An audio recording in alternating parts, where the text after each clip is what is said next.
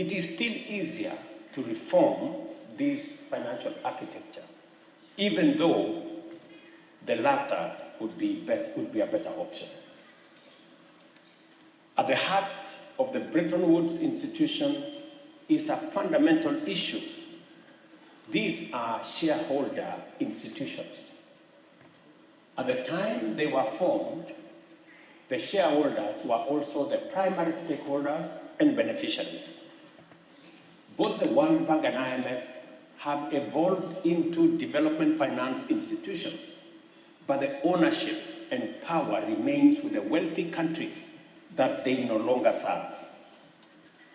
The interests of the shareholders and stakeholders and beneficiaries are at great variance almost all the time.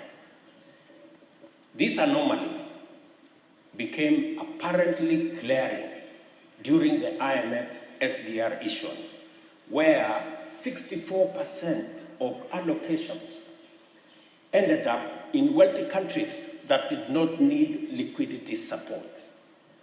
The poorest countries, which needed it most, received only 2.4%.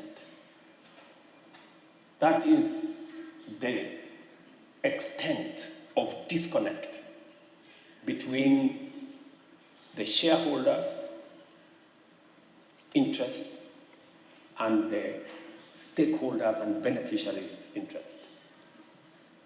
There are many reforms required of these institutions, but I believe that the most consequential is governance changes that will transform them into independent, apolitical global institutions, insulated from the national interest of their shareholders.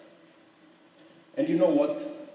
This requires no more than adopting modern corporate governance best practice. The shareholders should elect directors, and the directors should appoint and supervise competent professional management. Just as simple as that. I believe reform, not abandonment of multilateral system, is the path into the future.